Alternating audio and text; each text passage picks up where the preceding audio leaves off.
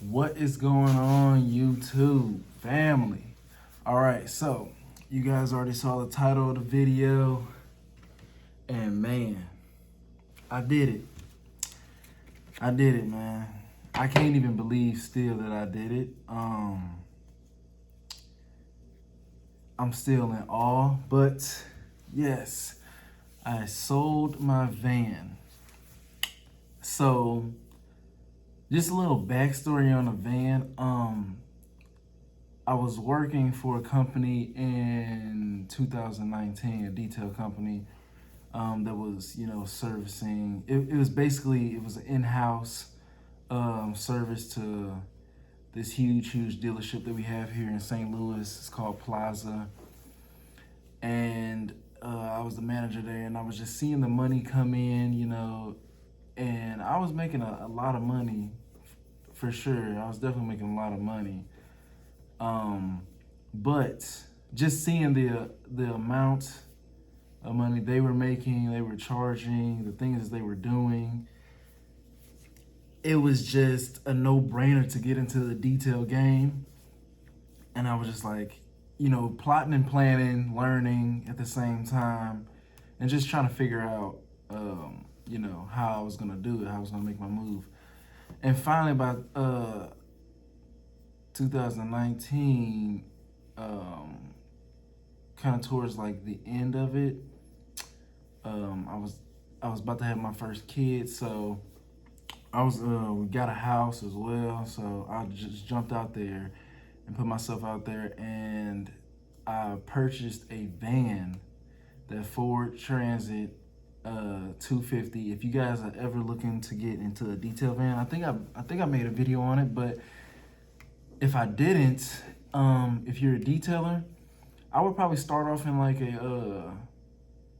depending on where you are, obviously, if you're like in the Midwest, if you actually see like 4 seasons in your state, if you're like in, somewhere where it's hot all the time, let's just say Cali, for instance, I would probably start with like a Ford Ranger, something pretty cheap, pretty small, like a Ford Ranger, one of those Chevy Colorados, one of those small trucks. Get you a small tank on there, a small pressure washer, a generator, and just get to going. It really doesn't matter because it really doesn't, rain or anything in those states. So I'll probably start off with that. But if not, then I would probably look at, if you want to do it on a small scale still, I would look at getting like a Ford Transit, one of those smaller little boxy vans that are almost like cars. But if you're trying to do it big, I would definitely get a Ford Transit 250 or one of those Ram Pro Masters. I forgot what they're called, but they're almost like Sprinter vans, if you know what I'm talking about. They're almost like Sprinter vans, but they're not. You can get a full size Sprinter van if you got a lot of equipment. If got a lot of money to spend. Some detailers out there, they have their vans mapped out and decked out with stainless steel, this and that, or they go buy equipment that's already built and custom made for their stuff. You can always do that. But like, back to the story. So I sold my van only because we're going into the winter time, and I usually don't talk about this on here or tell anybody else, but during the winter times, well, last year in winter, I would say, I run a logistics business, so the van keeps moving and making me money. And so I couldn't find, which is crazy because the time we're in right now, you would think they would need more and more help. I couldn't find a job, or I couldn't find a business that would take on my van and pay me what I wanted to be paid. There was a couple of them I looked at where the miles they were paying and the deliveries they were paying, it didn't make sense, So when I was running the numbers, I think like the best offer I had, which I didn't look too far into. I probably did a couple bids on jobs, and I would just say, for example, one of them, they basically was gonna pay me $600 a week, which equates to nothing, just nothing in general, because I wouldn't be running it. I always had somebody running it. I think I do have a video saved that I may drop for you guys if you want to see that type of industry, if you want to take a closer look at that. I do have a video of that saved that I already created and made of me and Jay running it, so you guys can take a look and see what that looks like if you guys want to. But yeah, when I did the math on the numbers, and I was still paying on the van. The van cost me like $407 a month with insurance, probably like 120 probably. I would guess. So all in all, I was paying about 500. Let's just say 530 a month, all in all. And so with that means one week I would be taking an L out of a month. With the rest of the 3 weeks, I still have to pay the driver, and pay for the gas. It wasn't making sense.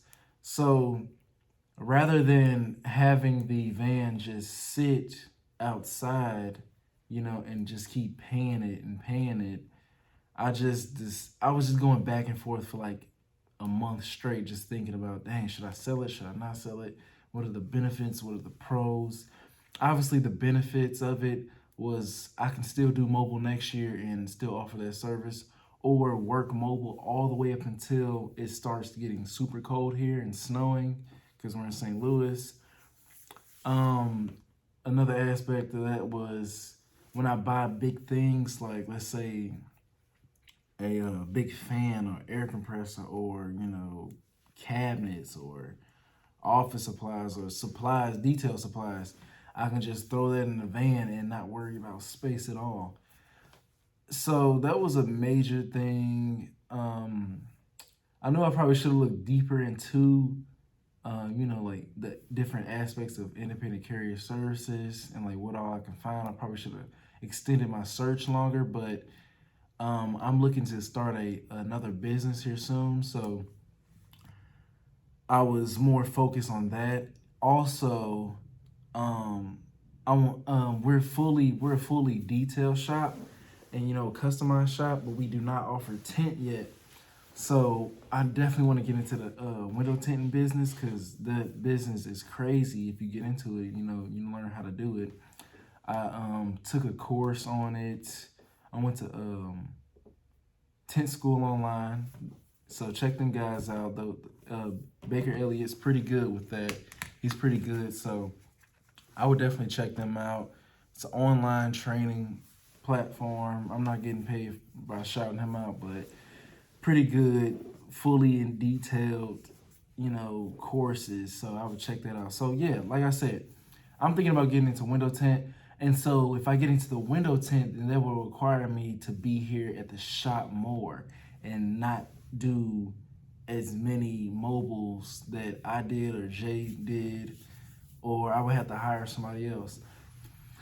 And so with that all coming down to it, me going back and forth in my mind, in my head, should I get rid of the van? Should I not?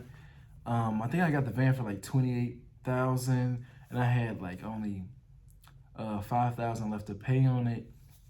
And so, as you guys know, or if you don't know, it's kind of a crazy time of buying a car right now, a new one. But it's also a perfect time to like sell your car, but you have to get in at the right time. So when I looked at the prices of me selling my car, I did CarMax. Obviously, it shipped out to local dealerships. I did a site called Vroom. Vroom is pretty good. You got TrueCar. TrueCar shops your car around to different dealerships. I think there's another one called Shift. Check those out. Cause the perfect time is to get the most bang for your buck is right now, for your car, for your old car, new car, whatever. Cause cars are going for crazy amounts right now. So when I did that, I shopped around and I actually found a dealership that was willing to pay me 28, the exact same price that I got the car for. So up until last month, I believe, I think it was in like the end of November, I was already like 5,000 into the van. Remember, I got it for 28. So they were trying to give me 28, and that means I would pocket the 10. So I made 5,000 off the van right there.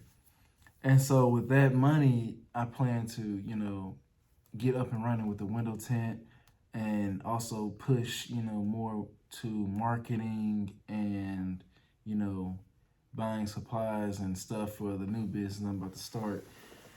So when I was thinking about that, I was like, I don't have to come out of my pocket. I can take this five, you know, I can profit this extra five on top of the five I'm about to make and fund the other, my future endeavors with the van. And so with that, I know you can make a lot of money still being mobile and stuff like that, but now that I have this shop, I mean, I'm grateful I got the van, and the van actually, pumped up my business and marketed me to everybody around St. Louis and the St. Louis area to actually get a shop location and start doing this and that.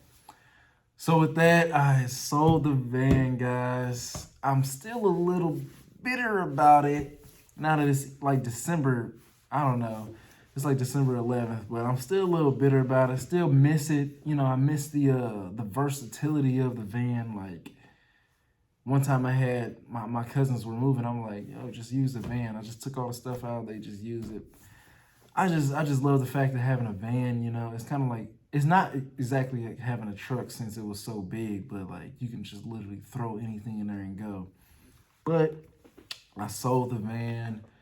I'm happy, but at the same time, just a little bitter about seeing it gone. I just know I can go get it again if I wanted to, and I would probably do it a little different this time. I would probably get the smaller one this time. I would think possibly like the Transit. I would probably get like the little small one. Not too sure if I had to, but I got it. But like paying the van, paying the mortgage on my house, and paying the shop rent, it wasn't hurting me at all. But it was just like, where could I save money? But I could save this money and invest in something else in my future. So I'd rather take that leap. But I know I've made this post on my social media accounts. I know a lot of people that love their mobile service or probably butthurt on it, especially the ones that live like downtown and over on Illinois side and stuff like that, or pretty far away. But a lot of people take mobile details for granted. We deal with a lot of stuff like weather. Weather is the biggest thing. The sun just kills you depending on where you are. In the Midwest, it gets humid as heck, and you almost got to carry like two shirts in the car just so when you get to your next appointment, you don't look like dirty and dingy and sweated out already. And it drains your energy. It really does. Like the weather is a killer, man. It just makes you. Because I know here in the Midwest, I know there's other detail companies that run until we try to call it at like 32 degrees. That's when the water starts, freezing and stuff if you're outside. But we'll work up until that 32 degrees, so it might be 35 or 45, and the customer be like, well, are you still coming? And some of these, and a lot of customers don't, think, but like you may want a mobile detailing service just because it's more convenient for you. That's what we're offering a convenience fee. But some people live in like weird places, tight places with you gotta wash it or detail it in an alleyway, but then you might have to move it because the car is coming down the alleyway, or they might get mad at you, or water might blow onto another car. You might be in an apartment building and you got to work in between two cars. It's just, I loved it because it got me going. It got my name out there and stuff like that. It was good marketing, but that's also another reason why I didn't like decal my van because I was getting busy already off of running ads. I didn't want too many people calling me or blowing me up while I'm on the road on the highway headed somewhere, and I'm trying to set a schedule on my phone while I'm looking at the map and stuff like that. So I would definitely think about that if you're or get an assistant or a booking app if you do decal your truck, your van, or whatever. But yeah, the convenience and you got to be on time. You might run into traffic. You might have to call. I called a customer. I call customers plenty of times like, hey, look, I'm in traffic. It's gonna be a little bit late, and you're dealing with gas, oil changes, and it was kind of getting to be a lot. I could have hired somebody else, to run it, but still, like I said, in the Midwest, the weather's a big thing, and just being versatile like that. A lot of people call you up and think you can do it that day, and when you get to a certain level of where we are now, thankfully, we're not taking walk-ins. We're not doing same-day details. We may take you in if you're willing to leave your car here. You can drop off your car that day, and we can get to it the next day or the next day. So we have done people like that, but honestly, I can say, are there more options and opportunities for you to get appointments being mobile? Hell yeah, there definitely is everywhere. People love that service. Come to the office building, come do this and that. But honestly, as soon as I started offering like a concierge service, and basically what that is like a pickup and drop off service, I started offering that. I've had quite a 10% growth in that. So a lot of people have been doing that are like around the area with their business.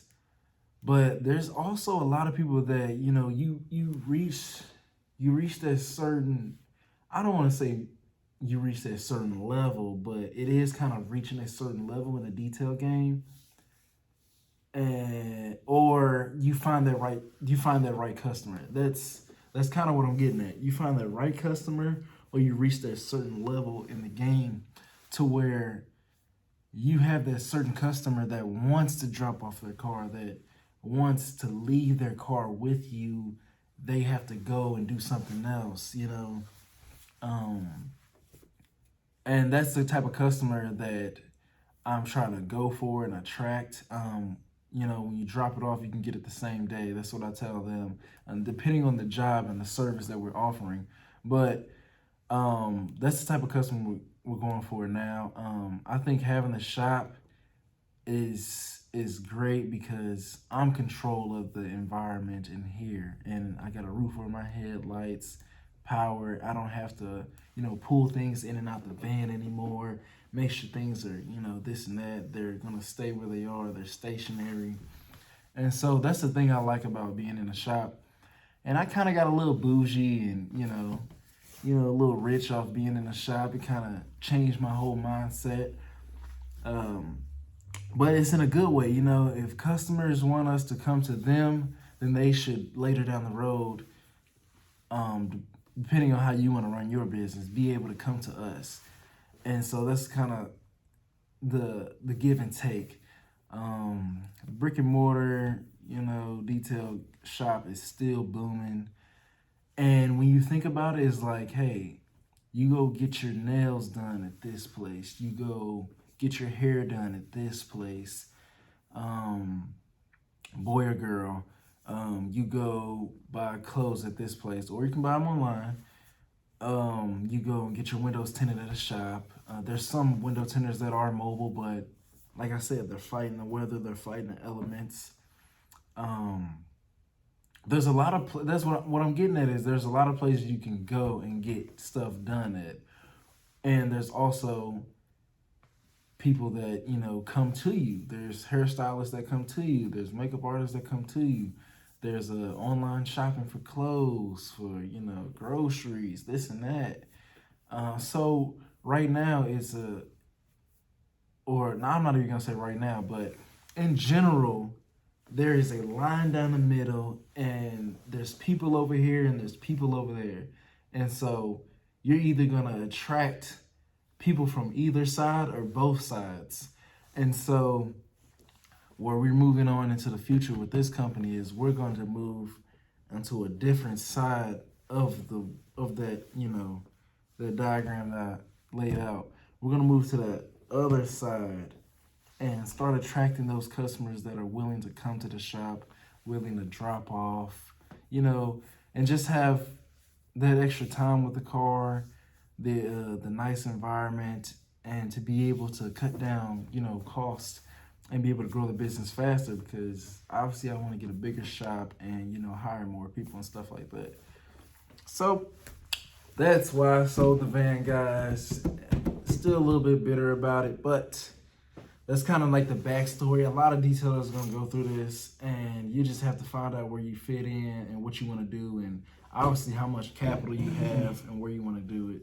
So that's why I sold the van, guys, man. I got a good video coming out for you guys. It's a real dirty one. I know I said it in the last one, but this one is, I'm dreading making this because I went through this process, but I'll see you guys on the next one.